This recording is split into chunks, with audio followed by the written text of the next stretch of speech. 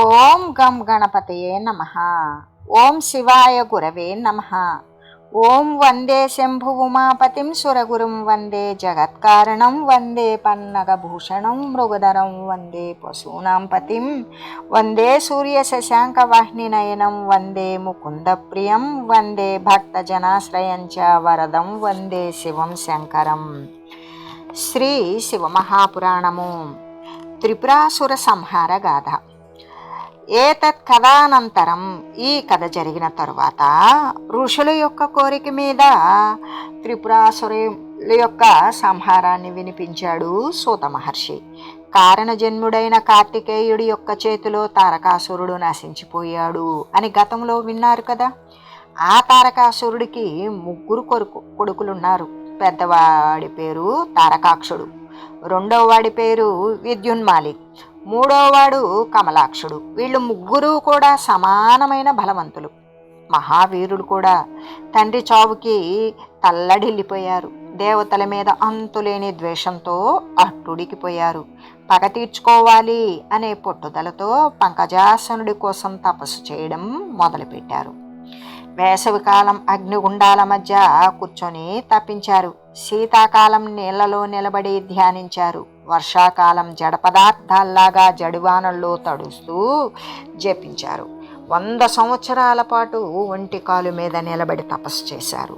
ఆ తర్వాత తిండి తిప్పలు మానేసి కేవలం గాలి మాత్రమే పీలుస్తూ 1000 సంవత్సరాలు ధ్యానం చేశారు. ఆ మీదట తల క్రిందికి కాళ్ళు పైకి పెట్టి మరో 100 ఏళ్ళు తప్పించారు. అప్పటికి బ్రహ్మదేవుడు ప్రత్యక్షమయ్యాడు. ఓ రాక్షసులారా, ఏమి కావాలో కోరుకోండి అన్నాడు బ్రహ్మ. ఆయన మాట అనడం ఆలస్యంగా అడగడం ఆరంభించారు అసురుడు. ఇప్పటి వరకు పుట్టిన వాళ్లకు గాని, ఇక ముందు పుట్టబోయే వాళ్లకు గాని దుర్భేద్యమైన 3 నగరాలను నిర్మించి ఇవ్వండి మాకు. మేము ఆ నగరాలతో సహా బ్రహ్మాండమందు అంతటా కూడా సంచరించాలి. మాలో తారకాక్షుడికి బంగారుపు నగరము, కమలాక్షుడికి వెండి నగరము, విద్యున్మాలికి ఇనుముతో చేసిన నగరం కావాలి. మేము నగర ప్రవేశం చేసిన 1000 దివ్య సంవత్సరాల తర్వాత ఒకానొక మిట్ట మధ్యాహ్నం వేళ చంద్రుడు పుష్యమి నక్షత్రంలో ఉన్న అభిజిన్ ముహూర్తంలో అంతరిక్షం మీద నక్షత్రాలు అంతర్హితాలై ఉండగా ఆ పుష్కల ఆవర్త నామకమైన మేఘాలు ఘోరాతి ఘోరంగా వర్షించేటప్పుడు మా 3 నగరాలు ఒకే ప్రాంతంలో సంచరించడమే కనుక తటస్థించినట్లయితే, అటువంటప్పుడు మాత్రం సర్వదేవత సార్వభౌముడైన వాడు సర్వవిధ సమరోపకరణాలతో సమాయత్తుడై అంతఃపురంలో అసాధ్యమైన అయిన రథంపై అధిరోహించి సద్యో వినిర్మితము అపూర్వము అయిన ఒకే ఒక్క బాణంతో మమ్మలను వధించగలిగేలా అనుగ్రహించు చాలు అన్నారు. బ్రహ్మదేవుడికి 4 గొంతుకులు ఎండిపోయినంత పనైంది. అయినా ఒక్కసారి శివనామస్మరణం చేసుకొని తనకు తనే ధైర్యం చెప్పుకొని వాళ్లకు వరాన్ని అనుగ్రహించేశాడు. తక్షణమే వాళ్ళకి 3 మహానగరాలు సిద్ధించాయి. బంగారు నగరం స్వర్గ ప్రాంతంలోనూ, వెండి నగరం ఆకాశంలోనూ, ఇనుప నగరం భూమి మీద నిలిచేలా మలిచాడు మయుడు. త్రిపురాసురుల కోరికపై ఆ మయుడు కూడా వారితో పాటే ఆయా నగరాలలో నివసించసాగాడు. ఆ నగరాలలోని రాక్షసులకు యుద్ధ విద్యలు కూడా నేర్పాడు. సేవనలను సిద్ధపరుచుకొని తమ రాక్షస బుద్ధిని ప్రదర్శించారు త్రిపురాసురులు. తల్లడిల్లిపోయారు దేవగణాలు. పరుగున కైలాసాన్ని చేరారు. వాళ్ళ మొర్రలన్నీ విన్నాడు శివుడు. ఇంద్రాదులారా, త్రిపురాసురులు మిమ్మల్ని ఎంత హింసించినప్పటికీ కూడా శ్రౌత స్మార్త కర్మలు మాత్రం విధి విధానంగా జరుపుతూ ఉన్నారు. ధర్మాత్ములని దండించడం నాకు ఇష్టం ఉండదు. అందువల్ల వాళ్ళు ధర్మచ్యుతులయ్యేదాకా వేచి ఉండండి, లేదా వారికి ధర్మచ్యుతుల్ని చేసి నాకు చెప్పండి, వెళ్ళండి అన్నాడు ఈశ్వరుడు. దేవతలంతా కలిసి వైకుంఠం చేరారు. శివుడు చెప్పిన మాటల్ని చెప్పారు. రాక్షసులను ధర్మభ్రష్టులను చేయాలి అనుకున్నాడు. విష్ణువు తక్షణమే తన నుండి అరివాన్ అనే మాయావిని సృష్టించాడు. త్రిపురాసురులు విష్ణు మాయా మోహితులగుట. పూర్ణముండితమైన శిరస్సుతో ప్రాచేలాలతో ఉన్నాడు అరిహనుడు. భుజానికి ఒక పానపాత్ర తగిలించబడి ఉన్నది. చేతిలో పుస్తకం ఉన్నది. మూతికి గుడ్డనడ్డం పెట్టుకుని ధర్మం ధర్మం అని సనుగుతున్నాడు. విష్ణువుకు నమస్కరించి ఏదైనా పని చెప్పమని కోరాడు. విష్ణువు అతనిని దీవించి, నాయన అరిహానా, నా నుంచి ఆవిర్భవించావు గనుక నా వలనే నువ్వు కూడా పూజలు పొందుతావు. శ్రౌత స్మార్తాలకు విరుద్ధంగాను, వర్ణాశ్రమ ధర్మాలకు వ్యతిరేకంగాను, అపశబ్దయుతంగాను, అక్కడక్కడ ద్వంద్వార్థాలు స్ఫురించేలాగాను 16,000 శ్లోకాలతో ఒక మాయాశాస్త్రాన్ని సృష్టించు. దాని ద్వారా త్రిపురాలలో నివసిస్తున్న దైతేయుల్ని దగా చేసి ధర్మభ్రష్టులుగా చేయాలి. వారికి వైదిక ధర్మం నుంచి తొలగించి నీ ప్రయత్న సర్వస్వంతో నీ మతంలో చేర్పించాలి. నీలాంటి వాళ్ళనే 4 శిష్యులను కూడా సృష్టించుకో. ప్రస్తుతం త్రిపురాలకు ప్రాకబోయే నీ పనికిమాలిన ధర్మం కలియుగంలో బహుళ వ్యాప్తిని పొందుతుంది. నిజానికి ఇది చాలా పాపకృత్యం అయినప్పటికీ కూడా నా ఆజ్ఞాబద్ధుడవై నీవు ఈ పనిని నిమిత్త మాత్రంగా చేయడం వలన నీకెటువంటి పాపము అంటదు అని ఉపదేశించాడు. శ్రీమన్నారాయణుడి చేత ప్రేరితుడైన నారదుడు జగద్రక్షణార్థం అరిహాన్ యొక్క మాయామతాన్ని స్వీకరించిన వాడి వలె నటిస్తూ జటాజూటాదులు అవి విసర్జించి తాను కూడా అరిహన్ మళ్ళేనే వేషం ధరించి త్రిపురాసురులను కలిపి అరిహన్ చెప్పిందే అసలు వేదం, శివారాధన గట్రా అంతా మిథ్య అన్నాడు.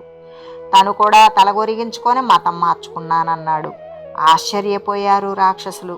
నారదుడితో కలిసి వెళ్ళి అరిహన్ దర్శనం చేసుకున్నారు. వెంటనే విష్ణుమాయలో పూర్తిగా మునిగిపోయారు. మతదీక్షనీయమని ప్రార్థించారు. అరిహాన్ తన పనికిమాలిన మతాన్ని వారికి దీక్షగా ఇచ్చాడు. నియమాలను చెప్పాడు. ఆ రాక్షసరాజుల ద్వారా రాజోద్యోగులకు, తద్వారా సాధారణ రాక్షసులకు కూడా ఆ మాయామతం అంతా ప్రాకిపోయింది. ఆ విధంగా అరిహన్ వల్ల ప్రచారం కాబడ్డ పనికిమాలిన మతం పుణ్యమా అని త్రిపురాలు కూడా పాతివ్రత్యం ఎరుగని స్త్రీలతోనూ, వర్ణసాంకర్యంతోనూ, విపరీత మేధావులతోనూ నిండిపోయింది. త్రిపురేంద్రులు తపశ్శక్తి క్షీణించిపోయింది. మయుడితో సహా తమ యొక్క తేజాలు కోల్పోయారు వాళ్ళు. అదే అదనుగా త్రిపురాలలోనూ దరిద్రదేవత తన దక్షిణ పాదాన్ని మోపింది. త్రిపురాలలోని రాక్షసులంతా చెడిపోయారని తెలియగానే దేవతలందరినీ వెంటబెట్టుకొని కైలాసం వెళ్ళాడు విష్ణువు. శివుణ్ణి స్తోత్రం చేశారు వాళ్ళు. హే నీలకంఠ, నీ దయవల్ల రాక్షసులను ధర్మచ్యుతుల్ని చేశాము. నువ్వా త్రిపురాసురులను సంహరించడమే ఆలస్యం అని వేడుకున్నారు. సరే, యుద్ధ పరికరాలను సిద్ధం చేయండి అన్నాడు శివుడు. శివుడి యుద్ధ సన్నాహాలు. దేవతలు రథం చేసే పనిని విశ్వకర్మకు అప్పగించారు. సర్వలోక సారాన్ని ఆకర్షించాడు విశ్వకర్మ. దానితో చేశాడు రథాన్ని. 12 12 ఆకులు కలిగిన ప్రత్యక్ష తేజోమూర్తి అయిన సూర్యుణ్ణి రథానికి కుడి చక్రంగా అమర్చాడు. 16 కళలతో కూడుకున్న చంద్రుణ్ణి ఎడమ చక్రంగా అమర్చాడు. 6 ఋతువుల్ని కమ్ములుగా చేశాడు. ఆకాశాన్ని అవకాశంగా మలిచాడు. మందరగిరిని రథస్థలంగా మార్చాడు. ఉదయము, అస్తము మొదలైనటువంటి ఏ కొండలైతే ఉన్నాయో వాటిని నొగలుగా కూర్చాడు. మేరుగిరిని అధిష్టానంగాను, కేసర పర్వతాలను ఆశ్రయాలుగాను, సంవత్సరాలను రథవేగంగాను, అయనాలను చక్రాల కూర్పులుగాను, ముహూర్తాలను చక్రనేముల క్రింద ఉండే కర్రలుగాను, కలలు చీలలుగాను, కాష్టలు బోణములుగాను, క్షణాలు రథపు కలపగాను, నిమిషాలు నొగలి క్రింద ఎత్తుగా పరిచే తుండుగాను పేర్చాడు. అనులవాలు, ఏడికోలలు, స్వర్గమోక్షాలు పతాకలు, అవ్యక్తం 7 కోలల దండం, మరో అవ్యక్త రథం సంచార ప్రదేశంగాను తీర్చాడు. అహంకార కోణాలుగా, పంచభూతాలను సత్తువగా, ఇంద్రియాలను అలంకారాలుగా, శ్రద్ధను గమనంగాను, షడ్వేదాంగాలు పురాణ న్యాయ మీమాంస ధర్మశాస్త్రాలు అప్రధాన భూషణాలుగా, మంత్రాలు ఘంటలుగా, వర్గాలు తదితర పరికరాలుగా, దిశోపదిశలే పాదాలుగా, సాగరాలు ఆకర్షణాలుగా అమరించాడు.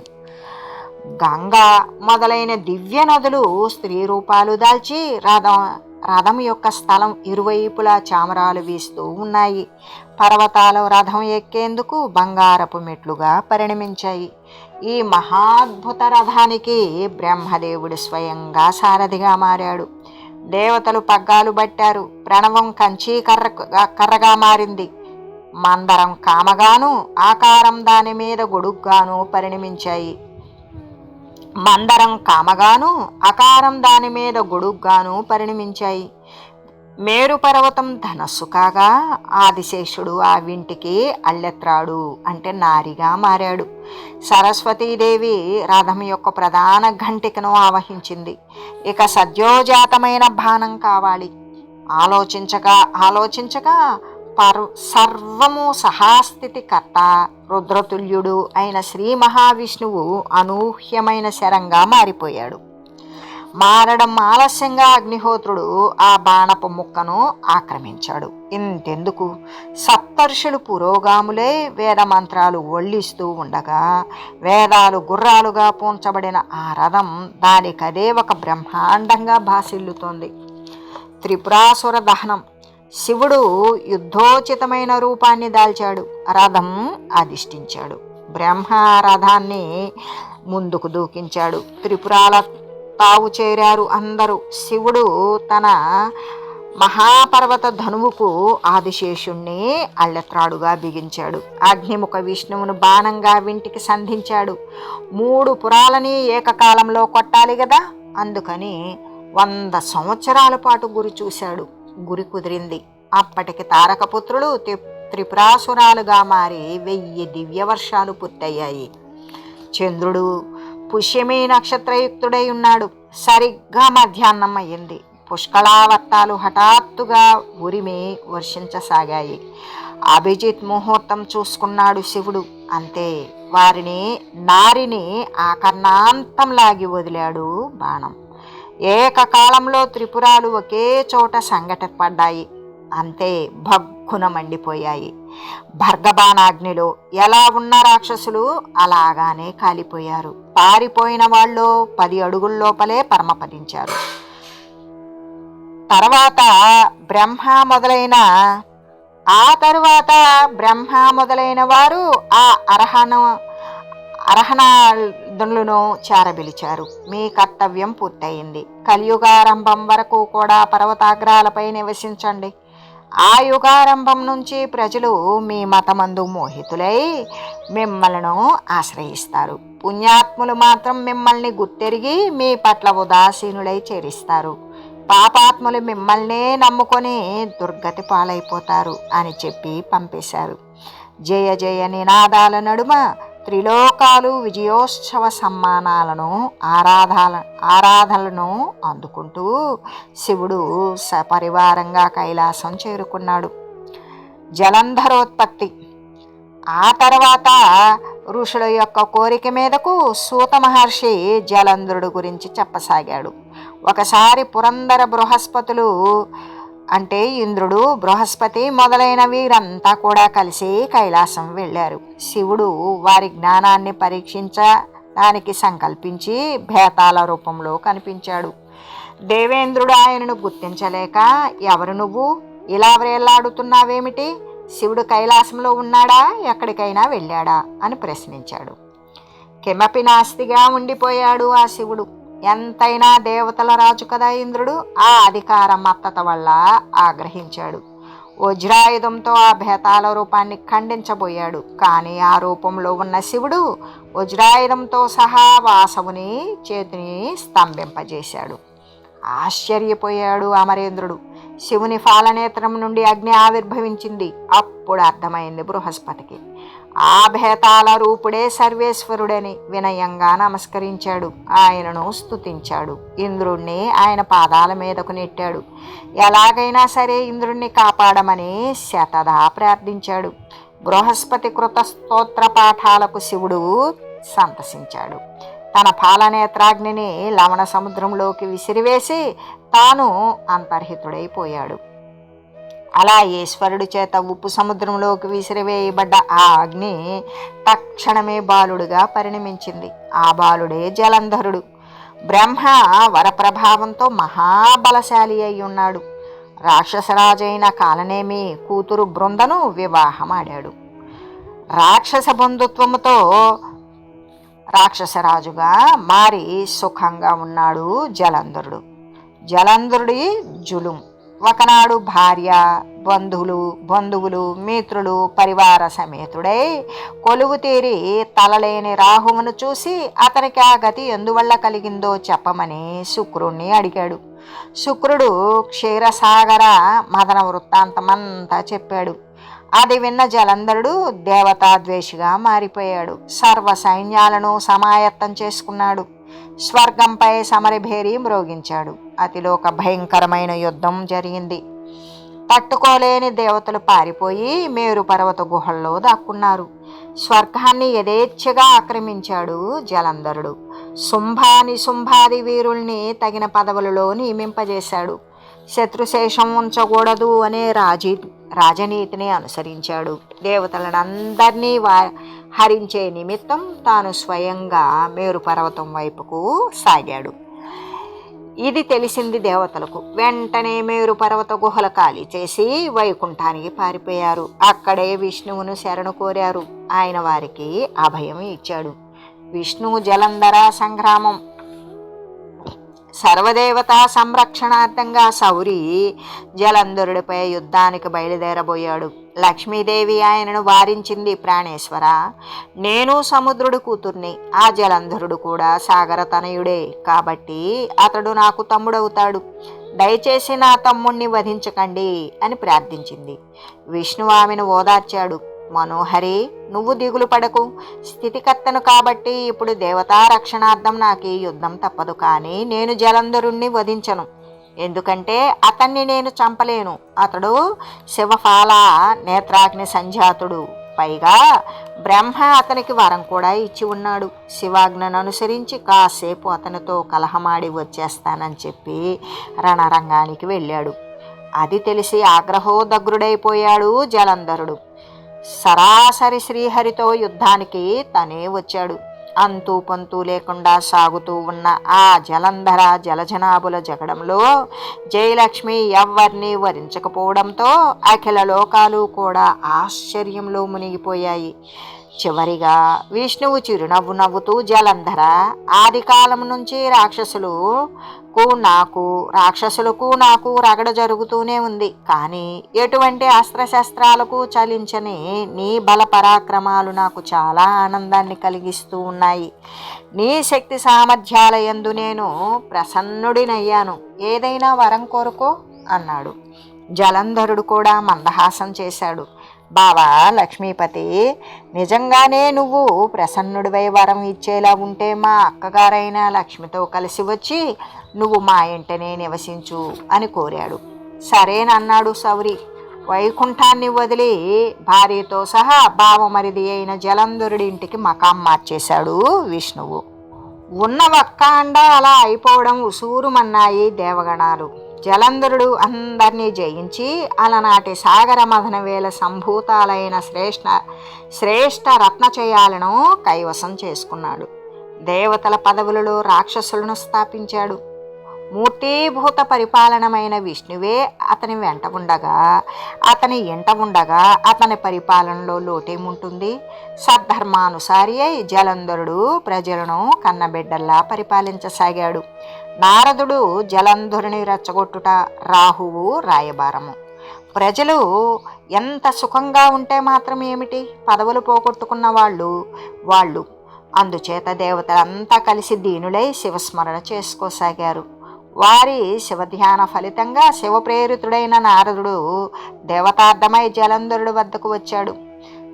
లాంఛన మర్యాదలన్నీ అయ్యాక నారదుడు కపట ప్రసంగం ఆరంభించాడు. జలంధర, జగజ్జేతగా పేరొందిన నువ్వు శ్రేష్టమైన రాళ్లను సంపాదించావు, రత్నాలన్నీ సంపాదించావు. వృక్షరత్నమైన కల్పతరువు, గజరత్నమైన ఐరావతము, అశ్వరత్నమైన ఉచ్చైశ్రవం, ఇలా అన్నీ ఉన్నాయి నీకు. కానీ నారీ రత్నం లేదయ్యా. స్త్రీలందరిలోనికి సర్వశ్రేష్ఠ పార్వతి.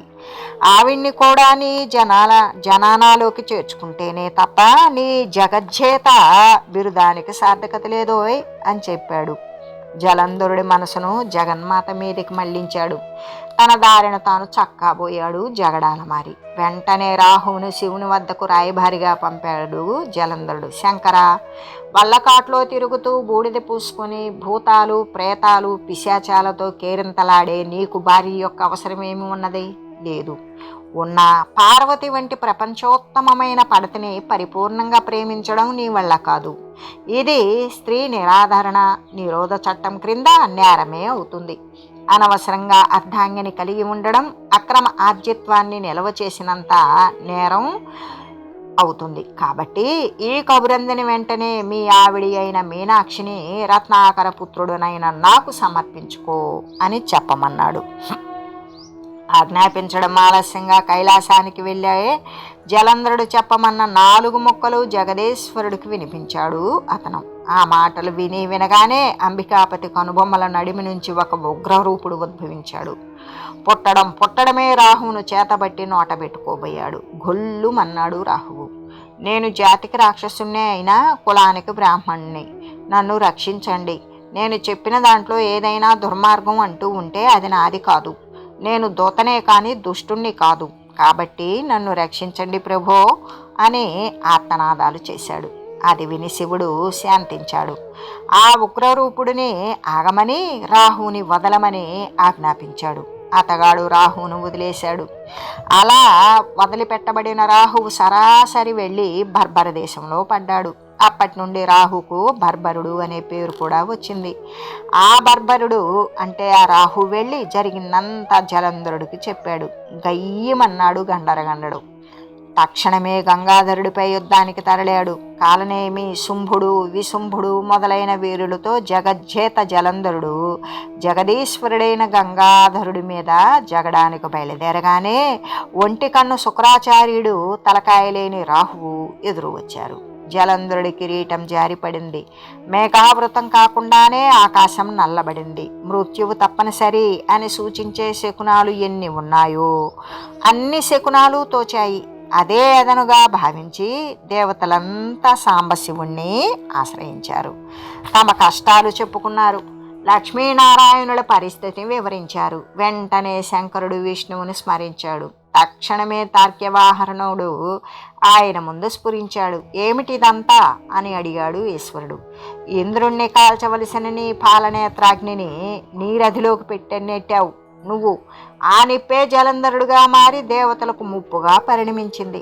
వాడు నీ అంశతో పుట్టడం వల్ల, సముద్రం ద్వారా జన్మించి లక్ష్మికి సోదరుడు కావడం వల్ల, మరి నా సృష్టికర్తగారైన 4 తలకాయల వారు ఆ రాక్షసుడు శివుడి చేత మాత్రమే నిర్జింపబడేటట్లు వరాన్ని దయచేయడం చేత నేను అతన్ని చంపలేకపోయిన మాట నిజమే.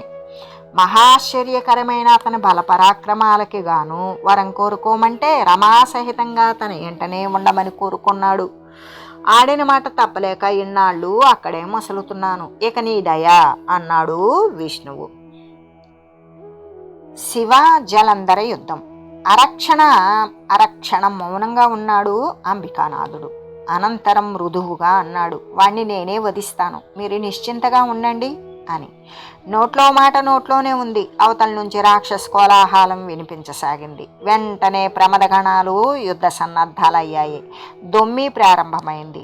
ఆ దొమ్మిలో మరణించిన రాక్షసులనందరినీ శుక్రుడు తన వద్దనున్న మృత సంజీవిని విద్యతో బ్రతికించేయసాగాడు. భృగుడు చేస్తున్న పనిని భర్గుడి చెవిలో వేశారు ప్రమదులు. ఆగ్రహించాడు ఆయన. అంతే, ఆయన నోటి నుండి కృత్య అనే శక్తి ఆవిర్భవించి యుద్ధరంగం చేరింది. చచ్చిన వాళ్ళని బ్రతికించే అవకాశం లేకుండా అక్కడికక్కడే భక్షించేయసాగింది. అయినా ఆగలేదు శుక్రాచార్యుడు. చెదురుమదురుగా దొరికిన శవాల్ని సైతం బ్రతికించి వేయసాగాడు. అది నచ్చలేదు కృత్యకు. వెంటనే శుక్రుణ్ణి పట్టుకొని తన యోనిలో బంధించేసి తాను ఆకాశానికి ఎగిరిపోయింది. ఇది చూసి కుంభ కాలనేమి మొదలైన వారంతా కార్ముకాలు సంధించారు. ఆ సంగతి తెలియగానే అటు నుంచి నందీశ్వరుడు, విఘ్నేశ్వరుడు, సుబ్రహ్మణ్యేశ్వరుడు యుద్ధంలోకి వచ్చారు. ఆ ముగ్గురు ఈ ముగ్గురు ద్వంద్వ యుద్ధానికి దిగారు. అదే అదనుగా ఊడిపడ్డాడు వీరభద్రుడు. ఇక చెప్పేదేముంది? యుద్ధ భూమి నుంచి వేగులు తెచ్చే ఒక్కొక్క వార్త వింటూనే వెర్రెక్కిపోసాగాడు ఆ జలంధరుడు. ఆ పిచ్చి ఆవేశంతోనే శివగణాల మీదకు విరుచుకుపడ్డాడు. అనూహ్యమైన రీతిలో శివగణాలు అన్నింటినీ అతలాకుతలం చేసి వేయసాగాడు. అతని పరాక్రమ పటాటోపాలకి నందీశ్వర, గణనాయక, కార్తికేయ, వీరభద్రులు నలుగురు కూడా నివ్వెరపోయారు. కైలాసాన పుట్టిన కాలకేతువులా ఉన్నాడు జలంధరుడు. ఈ వార్త శివుడికి చేరింది. తక్షణమే తన పినాక ధనస్సును ధరించాడు. జలంధరుడి బాణాలన్నింటినీ చెల్లాచెదురు చేసేశాడు. తన బాణాలతో ఆకాశాన్ని కప్పేశాడు. లెక్క పెట్టడానికి వీళ్ళేనంతమంది రాక్షసులను చంపేశాడు. అది చాలదన్నట్లుగా మహావీరుడు, ప్రచండు అనే ఇద్దరు దానవ దండనాయకుల్ని తన త్రిశూలంతో పొడిచి చంపేశాడు. భస్మరుడనే వాడిని తన గదతో కొట్టి నేల మీద పడేశాడు. మంచుగడ్డతో బలాహుకుడి తల 2 చెక్కలు చేసేశాడు. తన పరశువుతో ఖడ్గరోముడి శిరస్సు తెగ నరికేశాడు. సర్రున ఎదురొచ్చాడు జలంధరుడు. 70 బాణాలు వేశాడు శివుడి మీద. శివుడు వాటినన్నింటినీ తునాతునకలు చేసేశాడు. 7 అంటే 7 బాణాలతో జలంధరుడి రథము, అశ్వము, ధ్వజము, ఛత్రము, ధనస్సు పిండి చేసేశాడు. జలంధరుడు గద విరిచేశాడు. అది కూడా శివబాణానికి నుగ్గైపోయింది. 100 మంది రాక్షసులకు వచ్చినంత కోపం వచ్చింది ఒక్క జలంధరుడికి. తక్షణమే పిడికిలి బిగించాడు. ముక్కంటిని ముష్టిఘాతంతో చంపేయాలనుకున్నాడు. నవ్వుకున్నాడు నాగభూషణుడు. మాంచి బాణం ఒకటి తీసి జలంధరుడు గుండెల కాడ కొట్టాడు. ఆ మహాబాణపాతానికి జలంధరుడు 2 మైళ్ళ వెనక్కి వెళ్ళిపడ్డాడు. శివుణ్ణి బలప్రయోగంతో జయించలేం అని గుర్తించాడు జలంధరుడు. తిరిగిన రణరంగం చేరి గంధర్వమాయను ప్రవేశపెట్టాడు. ఆ మాయ వల్ల రణరంగం గంధర్వాప్సరసల గానాభజానాలతో నిండిపోయింది. స్తబ్దుడైపోయాడు స్థానుడు. అమ్మయ్యా అనుకున్నాడు జలంధరుడు. శివుడి వేషం ధరించి అమితమైన కాముకతతో అమ్మవారి దగ్గరకు వెళ్ళాడు. చెలికత్తెల నడుము కూర్చున్న మహామాయ, గంధర్వమాయ పూసుకు వస్తున్న మదగంధర్వుడైన జలంధరుడి మాయా శివుడి వేషం చూసింది. మరింత పెద్ద పెద్ద కళ్ళు చేసుకుని చెలికత్తెల నడుము నుండి అతని ముందుకు వచ్చింది. పరమశివుడి పురుషాహంకారమే తన రూపంగా కలిగిన ఆ మహామాయను నిలువెల్లా చూశాడు జలంధరుడు. ఆ ఆనందానికి చెలించిపోయి చూడగానే వీర్యం స్ఖలించుకున్నాడు. తక్షణమే తల్లి ఉత్తర మానసం వైపుకు అంతర్ధానమైపోయింది.